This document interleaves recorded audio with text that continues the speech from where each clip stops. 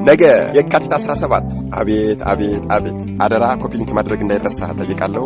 ግብፃውያንን በ9 መቅሰፍትና በ10ኛ ሞተ በኩር በመምታት እስራኤላውያንን ነፃ ያወጣ ቅዱስ፣ የኤርትራን ባህር ከሁለት ከፍሎ ሕዝቡን በደረቅ መሬት ያሻገረ፣ ግብፃውያንን ግን ከነሰረገሎቻቸው በባህር ውስጥ ያሰጠመ፣ ለእስራኤል ሕዝብ መና ከደመና አውርዶ የመገበ፣ ውሃን ከጭንጫ ከዓለት ላይ አፍልቆ ያጠጣ፣ የእስራኤልን ሕዝብ በብርሃን ምሰሶ የመራና በ7 ደመናዎች የጋረደ፣ ከልዑል እግዚአብሔር በተሰጠው ሥልጣን ጠላቶቻቸውን በሙሉ ድል የነሳላቸው፣ ወገኖቹ ግን በማመስገን ፈንታ ብዙ ያሰቃዩት፣ እርሱ ግን ደግ ቅንና የዋህ ነውና ያልተቀየማቸው፣ ይልቁንም ለእነሱ ብሎ ራሱን አሳልፎ የሰጠ፣ ለ40 ዓመታት የእስራኤልን ሕዝብ ሲመራ ከ570 ጊዜ በላይ ከልዑል እግዚአብሔር ጋር ቃል በቃል የተነጋገረ፣ ከጸጋው ከክብሩና ከሞገሱ የተነሳ ፊቱ እንደ ፀሐይ ያበራ ስለነበረ ሰዎች ፊት ለፊት ለማየት ይቸግራቸው የነበረ፣ ታቦተ ጽዮንንና 10ቱ ቃላተ ትእዛዛትን ከልዑል እግዚአብሔር በእጁ የተቀበለ፣ ጽላቱ ቢሰበርበት ራሱ በእጁ ሰርቶ በልዑል እግዚአብሔር እጅ ቃላቱን ያስጻፈ፣ ይህ እንደኔ ያለ ኃጢአተኛና ወራዳ ሰው ክብሩን ተናግሮና ዘርዝሮ የማይጨርስለት ታላቅ ክቡር ድንቅ ጻድቅ ነቢይና ደግ ቅን ሰው ቅዱሱ ሙሴ ነገ የካቲት 17 በ120 ዓመቱ ከዚህች ዓለም አርፎ በናባው ሊቃነ መላእክት በቅዱስ ሚካኤል፣ በቅዱስ ገብርኤል እንዲሁም ደግሞ በቅዱስ ሳሙኤል አማካኝነት ተገንዞ ተቀብሮ መቃብሩ የተሰወረበት ታላቅ የክብረ በዓሉ ቀን ነው። ሊቀ ነቢያት ቅዱስ ሙሴ። ነቢያት እጅግ በጣም ብዙ ናቸው። ነገር ግን ከሁሉም ነቢያት ግን ሊቀ ነቢያት ቅዱስ ሙሴ ይበልጣል። አዎ ሁሉም ነቢያት ከፈጣሪያቸው የተቀበሉት ጸጋ ልዩ ልዩና ድንቅ ድንቅ ነው። ነገር ግን እንደ ሊቀ ነቢያት ሙሴ ያለ ጸጋ የተሰጠው በፍጹም የለም። ነገዳቸው ከሌዊ ከሆነው እንበረምና ዮካብድ ከሚባሉ ወላጆቹ የተወለደው ይሄ ነቢይ እርሱ የተወለደበት ዘመን እስራኤላውያን በግብፅ የባርነት አገዛዝ ውስጥ ስለነበሩ ወንዶች በሙሉ የሚወለዱ ወንዶች በሙሉ የሚገደሉበት ሰዓት ነበር።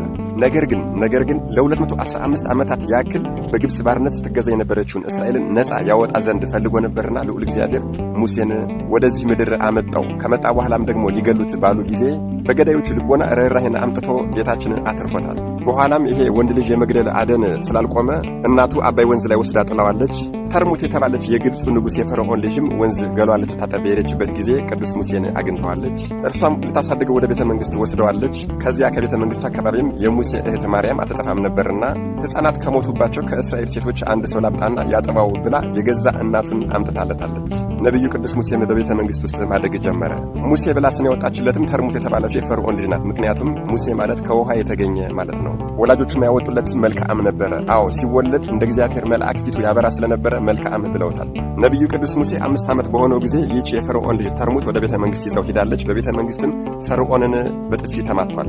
ፈርዖንን በጥፊ በመማታቱም ይገደል በተባለ ሰዓት እግዚአብሔር በአማካሪዎቹ ላይ አድሮ እሳትና ውሃን የማይለይ ሕፃን ነውና ለምን ትገለዋለህ ብለውታል። እርሱም እነሱን ባለመቀበል ሊገለው ባለ ሰዓት አማካሪዎቹ እንጎቻና እሳት እናስቀምጥና መርጦ የሚበላውን እስኪንይ አሉ። አዎ እንጎቻውን ካነሳ ግደለው፣ እሳቱን ካነሳ ግን አያውቅምና ተወው ብለውታል። ይህ ሁሉ ለትልቅ ነገር አጭቶታልና ፈቃደ እግዚአብሔር ነው። በዚህም ሰዓት እንጎቻና እሳት አምጥተውለታል። ቅዱስ ሙሴም እንጎቻውን ሊያነሳ ሲል ሊቀ መላእክት ቅዱስ ሚካኤል መጣና እሳቱን አንስቶ እንዲውጥ አድርጎታል። ከዚያም ጊዜ በኋላ አንደበቱ ቆልታፋ ሆኗል ማለት ነው። በጣም የሚደንቀው ከዚህ በኋላ ነው። 40 ዓመት በሆነው ጊዜ የፈርዖንን ቤትና ምቾቱን ጠላ። አዎ የንጉሥ ልጅ መባልን ናቀ።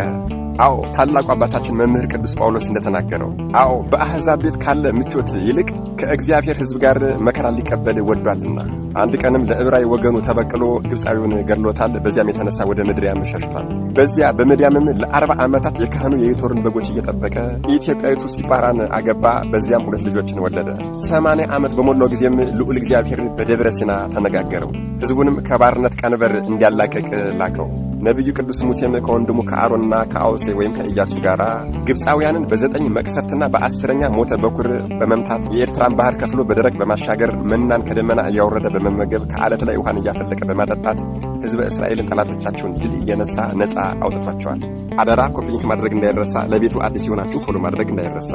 መድኃኔዓለም ኢየሱስ ክርስቶስ አስተዋይ ልቦናና ሰሚ ጆሮን ይስጠን። ከሊቀ ነቢያት ከቅዱስ ሙሴ ረድኤት፣ በረከት፣ ምልጃ፣ ቃል ኪዳን፣ ፍቅር አይለየን። አሜን። ይቆየን።